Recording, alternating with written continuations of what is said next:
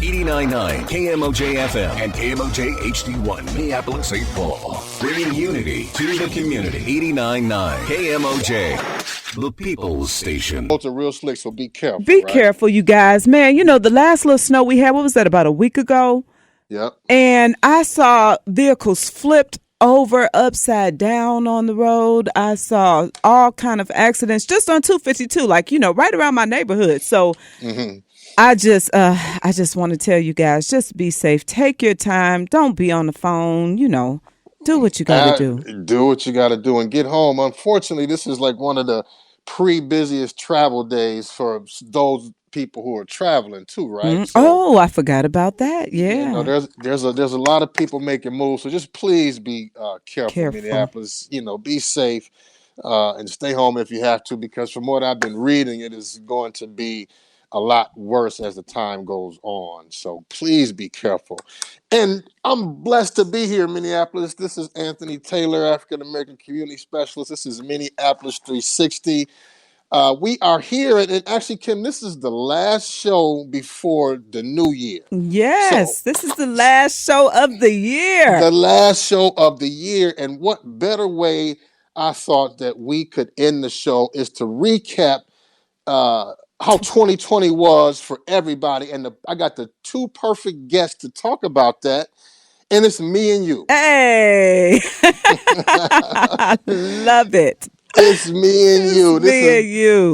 This is like a brother and sister conversation. It is. Because we together took this journey with Minneapolis 360 together.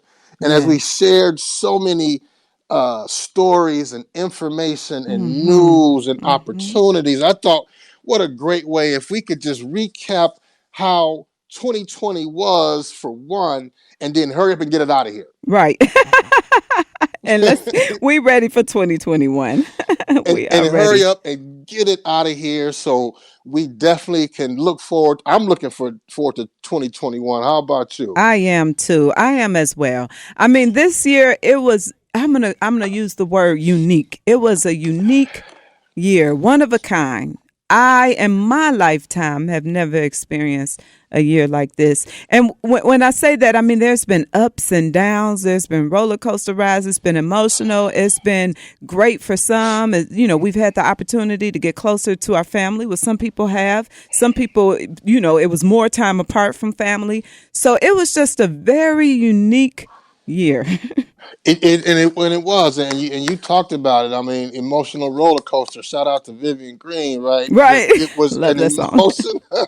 It is an emotional roller coaster, Kim, and you're right. And I think as I look back on, and really the biggest thing about 2020, and I don't even know how you can weigh it, but if we start from where 2020 kind of abruptly stopped for everyone, was COVID-19. Yeah, right? That was right at the beginning in March. It was in March, Kim, and nobody, I think, in the world expected how COVID would affect every single part of the world, your life, and the world. Nobody expected that. Mm-mm. So I take myself back, and I want you to tell me how you feel too. I take myself back to the point where I knew it was real, right? That it was real, because you hear information and you see stuff and you hear the news, but when it really hit home for me is when everything started to shut down. Right. Work, job, and then my life changed. And to me, I've never experienced that before, ever. I don't think the world has either. Nope. So when did you know it was real? Kim? COVID-19. It was real for me when I got it. That's very true. Right. Sad to say. And, it was crazy, Anthony, because, we talked since the first shutdown, right? Every week we spoke about COVID. We brought on all the professionals, healthcare folks, everyone who could give information for us to be safe. And so just the fact that May 20th was the day that I actually tested positive, or I, got my results back that I tested positive for COVID. And so that was real. It was real for me then because I remember that morning I was headed to do the show with you. That's right. And I remember my friend made me breakfast. And I remember saying, "You didn't put no salt on these eggs?"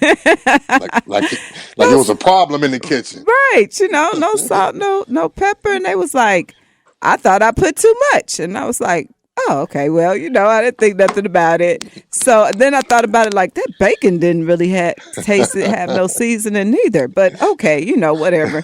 So I get here and we're talking about COVID. And as soon as I leave here, Popeyes is right up the street. That's right. I swing by Popeyes and oh my God, I could not taste the chicken. No flavor at all. And everyone knows if you've ever been to Popeyes chicken, You tasting the flavors. that's what you go for. That's right.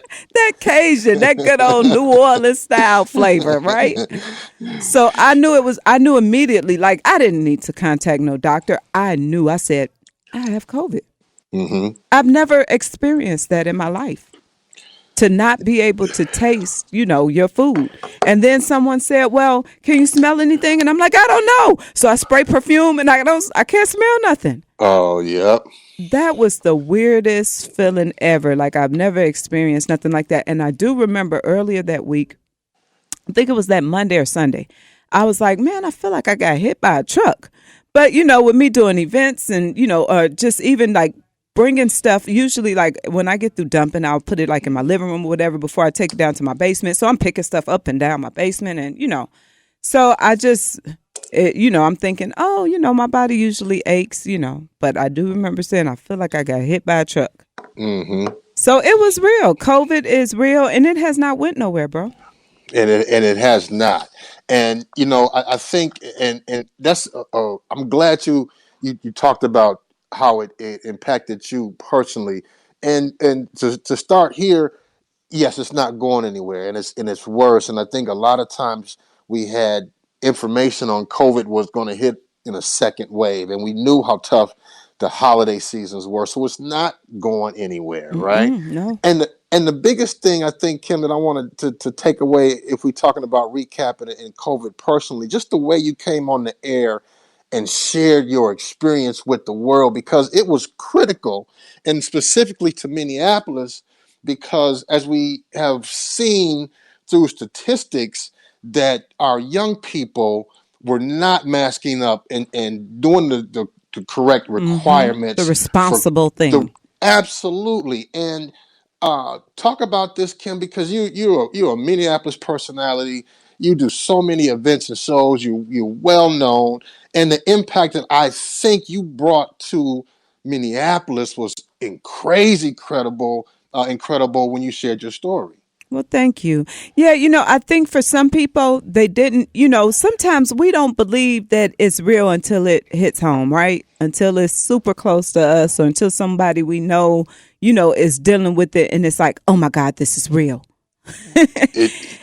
And so, that's true. Unfortunately, and so even for those who may not know me personally, but they hear me on the radio, they're used to, every day listening to me or every week. And, it was just like, wow, oh my God. Like, you feel like that person. And so just to know that they have it, I feel like it did make a difference for some people to say, hey, I'm going to be more responsible and I'm going to make sure I wear a mask or I'm going to make sure that I social distance or I'm going to stay my butt at home. Right. Like, and unfortunately it got that serious to where, we needed to really just stay home. And, I'm sure we hear it all the time. I wonder if it would have made a difference if, hey, right in March, if the governor would have just made the call to do that, world or that statewide shutdown where you had to get everything from the stores or whatever you needed in advance, and rack up how everybody was buying all the toilet paper and paper towels and all Lysol. You couldn't find any bleach. And, if everybody just has racked up and stayed in the house for the 14 days, if it would have made a difference now. And we won't know. We won't. That'll never happen. Right. And hopefully in our lifetime and pray that our children's lifetime that we'll never experience this, ever again. And one of the things that I mentioned as we talk about COVID and all the problems that it created with jobs, with uh, loss of income, with family members, unfortunately passing away, friends passing away. Mm-hmm. The thing that I want to make sure that I get across is that even though all of these things happen, our people are resilient and we are still here, and we're making sure that we are taking care of ourselves, and we Mm-hmm. are kind of getting back to where we were, which was doing the smart things and saying the smart things and making sure that folks are informed. And I think that was one of the best things that the city of Minneapolis was able. Uh-oh, did we lose Anthony? We may have lost Anthony for a second. I'm going to get back into the music real quick. We got a little Neo with You to Love, and hopefully Anthony will be right back. Anthony, I am are here. you here? Okay, well then we don't even have to get into that song. So, with the weather is driving our apps crazy. So I Yeah. am not in the studio, but I think, and I don't know if folks hear me, just the resilience of our people, Mm-hmm. Kim, it was really made me proud through this time. Yes, absolutely. And like you said, even just, the city of Minneapolis being able to have this show and really get the word out to people, not only just about COVID, but about all the resources, all the things. I mean, we discussed so many different topics from, just even like this, the snow emergencies. Remember, we did the show on the snow Absolutely. emergencies. We did it on housing and rental. Just letting people know that there is help. If you have rental problems, there's people out there with the city that can assist you with your landlord issues. And oh my God, we had so many great shows.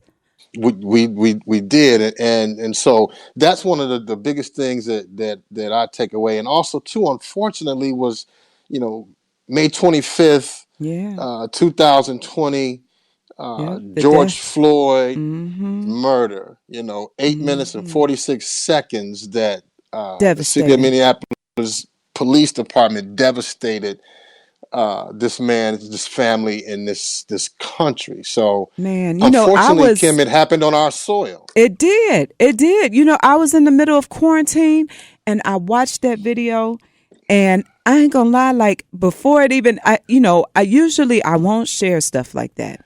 But this time I couldn't just sit back and watch and not do nothing about it. So do you know what I did?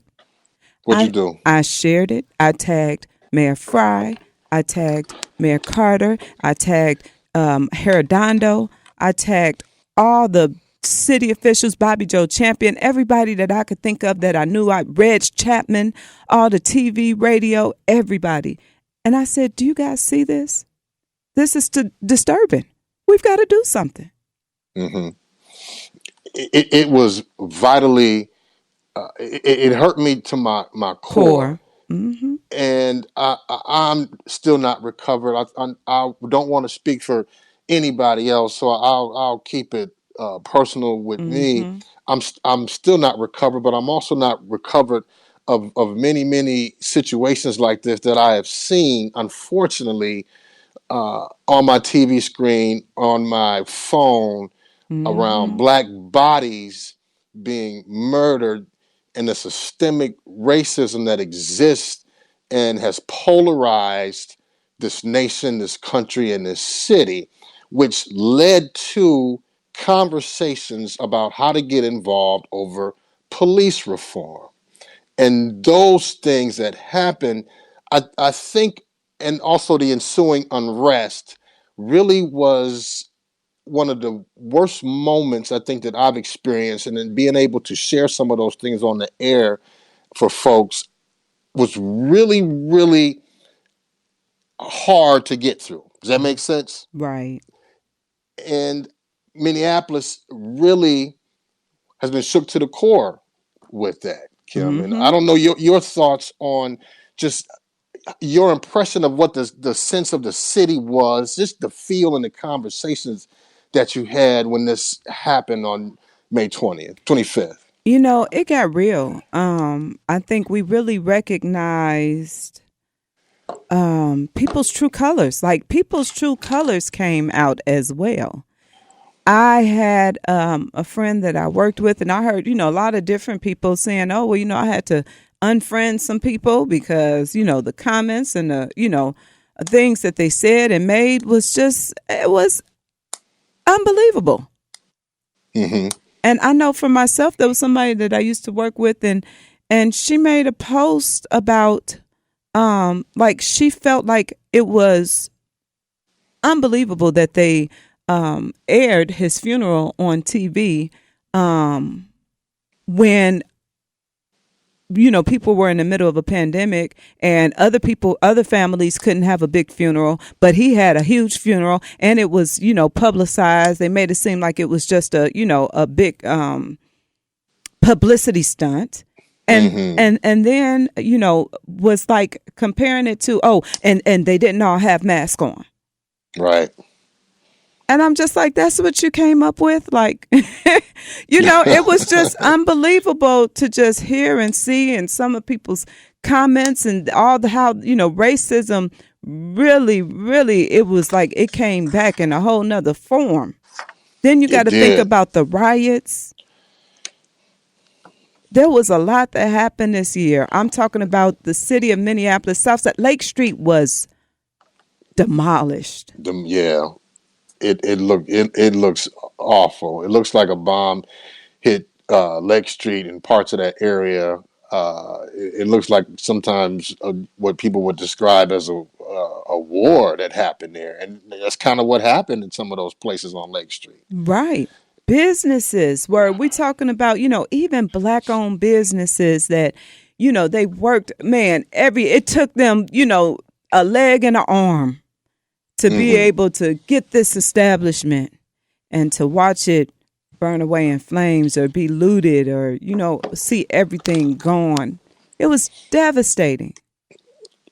But it was also great to see our community come together and to help. Absolutely. And I was just going to say that, too, because through all that, our community came through with helping people, the folks at Sanctuary, giving out free food and free supplies and pop-up places where people can go and get supplies, because obviously Cub Food was closed down for quite a long time. We already know that North Minneapolis is a food desert, right? And then also people were not working. And the way the community showed up and showed out to give information on where they can get everything that they need was beautiful. It was so beautiful. It was amazing. Not only that, just to see people come out of their pocket and every day stand outside and feed people. I mean, it was just so beautiful to see, everyone come together to try to rebuild, Minneapolis. And that's us, right? That's our people. This is our city. This is what we do in times of crisis and heartbreak. This is what we do as a people. That when we unite to help each other, and Minneapolis has always been that type of community, and not just North Minneapolis, either South Side. Also, were people were doing great work. So being able to see that and then offer information through the city on where people could access all of these things, I think was totally fabulous. Absolutely. And Kim, in the midst of this, so then we talked about COVID, right? We talked about how COVID affected us. We talked about how the murder of George Floyd affected us. In the midst of all of those things, Kim, there was an election and there was a census. Oh my God. This was a very unique year, wasn't it? You said it. That was your word, right? Unique. I forgot about the census and the election. Oh my God. We're just, what was it? Maybe about a week or two ago that it was just final. It's finally done. Yeah. It's ridiculous that Trump, oh my God. I mean, election night turned into election winter, right? And then, and you said it, I mean, and then the legal fights and battles, but it finally, like last week, it was over, right? Right. It's unbelievable. Trump's, Mental health is real. That's all I'm going to say. And I'm just going to sit that right there. It is real, right? And when it's out in public and in the earth, it makes it look really real, right? It does. When a certain person is able to have these episodes live and sitting in the White House. But anyway, I'm gonna stop with that one, Kim. So we just go sip our tea. We'll leave that one right there. Yeah, I'm not touching that. But you know what's interesting about Minneapolis and what happened, Kim, during all of this stuff is folks still showed up and showed out to vote. Folks still showed up and showed out to do the census. Yep. You know, Minneapolis was number 1 in the country on census response. Wow, I did not know that. Number 1 in the country, right? It's a big applause, and that goes to show that folks were still energized and wanted to make sure that their voices heard in the census and the elections. Absolutely. All right. Did you cut back out again on me, Anthony? I'm sure he'll be coming right back. And I know we just have a few minutes left, but if you want to call in and if you want to say something about this year, go ahead. Give me a call right now. The number is 612-377-3456. Again, that's 612-377-3456. We just have a few minutes left on the show. Anthony, you back? I am back, and I apologize, Minneapolis, for our technical difficulties. And we do have a couple of minutes left, but just to put a bow on that, Kim, it goes to show how our folks are really in tune on what they feel they want in their communities with the census and the elections. Right. And I'm glad to say this. So I want to wrap up our show in a good note, Kim. Okay. Right? We do have a caller. I don't know if you want to take it, but I know we only got a few minutes. You want to take it? Let's take a call. All right. Let's just see what we got here. 89.9 KMOJ. Yes, ma'am. I wanted to call in and chime in on the conversation y'all were having. Absolutely. What's your name? Where you calling from? My name is Drew. I'm from the north side. I'm living north side. Okay. Yeah, so I want to commend KMOJ. Obviously, I'm from Minneapolis, and they've always been a pillar. But tonight, this year, like as y'all are saying, really showcased just everything KMOJ has been doing since its inception, and in terms of its resources, in terms of its platform, in terms of the addressing of issues, in terms of all that it was able to do. And y'all just mentioned on the part of the voting, we were also number 1 in voting turnout as well. So, you know, like you said, it reflects, you know, this tremendous opportunity as well, but we still need, you know, there's still a lot that we can do, but I really want to, like you said, KMOJ is really showcased what this village can do and is capable of doing. Thank you very much. Thank you, brother. Yeah, not just KMOJ. I mean, it was the city, and it took all of us, like you, Dre, everyone, you know, that came together. It was such a beautiful thing to see. But we appreciate your call, brother. Yeah, my name is Drew. Yep. Drew, I'm sorry, Drew. Yep. I appreciate you. Have a wonderful day. Be safe out there, okay, if you got to go out. Yeah, I'm a teacher. We be safe out here. Please, be safe, y'all, as well. Please. All right, love. Thank you. All right. We have one more, Anthony. You want to try to take it? Yep. 89.9 KMOJ. Good morning, Queen and King. Not to echo my king that just spoke, but I want to give you guys a lot of credit. You know, you guys have been a pillar, and I'm from here too. You guys have been a pillar in our community. And you, KMOJ, I can't name all of y'all. It's a long list. Freddie Bell, Chantel, Lynn Golden. You guys, okay? You guys have fed us and kept us going, you know, and given us this, what we say, not fake news, but news, okay? Right. And the preachers, the pastors, I've been here my whole life, and I'm 37 years old. I am so proud of my community. I am so proud of how we showed up and turned out for each other. We did this, and we can continue to do this. And I just wanted to say that, and give credit to you guys again. Every day, you guys helped us. It wasn't an easy year, and this year ain't over. But, guess what? All you got to do is turn on 89.9, and they're going to give you some news, and they're going to feed your spirit and help you get all the information you need. So thank you guys. Thank you. Thank you, Thank sis. you, sis. Appreciate it, love.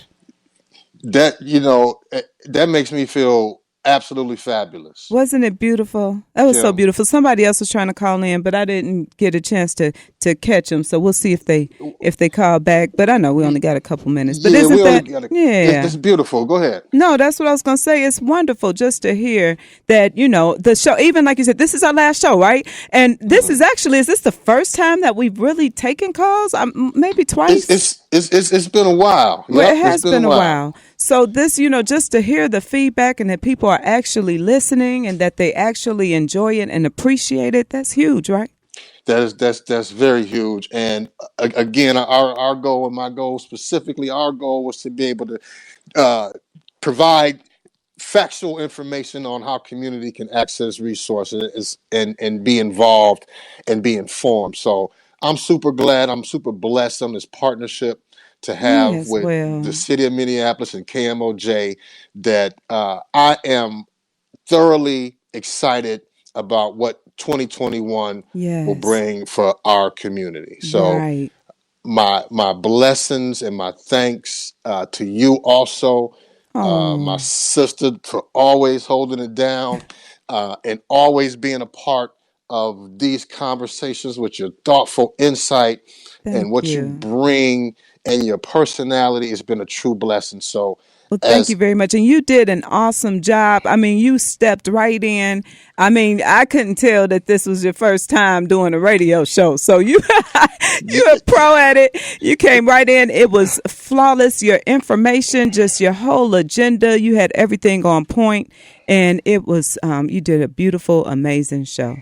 Well, thank you, sis, and I'm honored to be a part of this. So, Minneapolis, last thing before we go. This is not the end of the show. This is the end of 2020's show. Right. So, with that being said, Minneapolis, please be safe. Have a blessed New Year holiday. Take care of your families.